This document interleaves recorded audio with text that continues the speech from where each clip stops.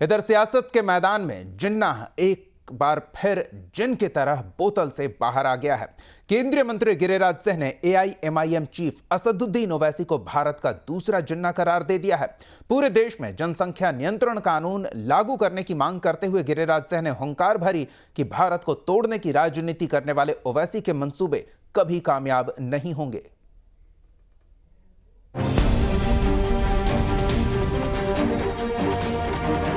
देखिए, जो ओवैसी हैं, दुर्भाग्य से एक जिन्ना ने देश का बंटवारा किया। हमारे पूर्वजों से अगर थोड़ी सी भूल ना हुई होती, अगर उसी समय टोटल ट्रांसफर हो गया होता, तो आज दोबारा ओवैसी जैसा जिन्ना नहीं पैदा लेता।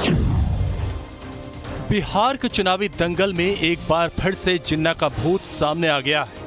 बिहार के कुर्नी विधानसभा उपचुनाव में प्रचार करने पहुंचे केंद्रीय मंत्री गिरिराज सिंह ने एआईएमआईएम चीफ असदुद्दीन ओवैसी को भारत का दूसरा जिन्ना करार दे दिया।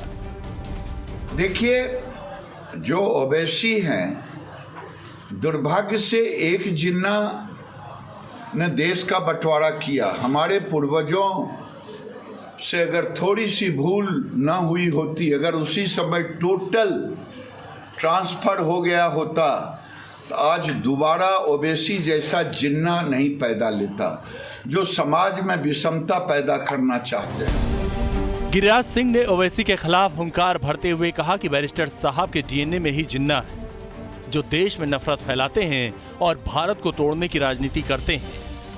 सर तन से जुदा का नारा लगवाने वाले ओवैसी के मंसूबे भारत में कभी कामयाब नहीं होंगे।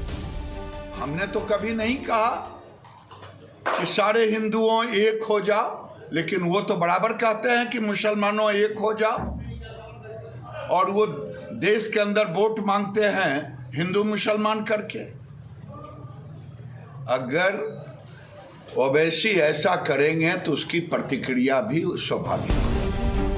बक्सर पहुंचे गिरिराज सिंह ने एक बार फिर से पूरे देश में जनसंख्या नियंत्रण कानून लागू करने की मांग की। गिरिराज सिंह ने कहा कि 2025 में बिहार में बीजेपी की सरकार बनी तो सबसे पहले जनसंख्या नियंत्रण कानून लागू करेंगे।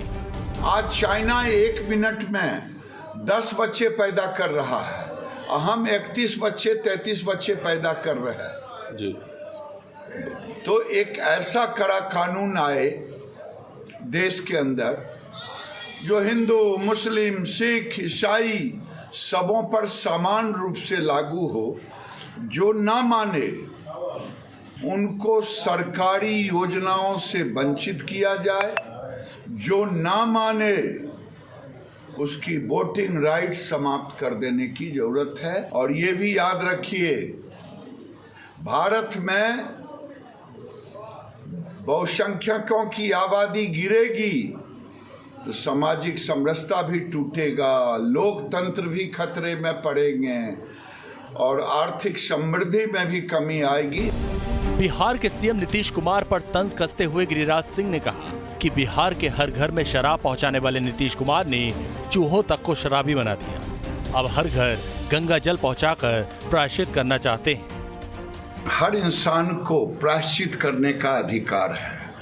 नीतीश जी भी प्रायश्चित कर रहे हैं। हर घर तो शराब पहुंचा दिए, चूहा तक को शराबी बना दिए, गांव गांव में शराब पहुंचा दिए। अब उसका प्रायश्चित कर रहे हैं गंगा जल पहुंचा करके।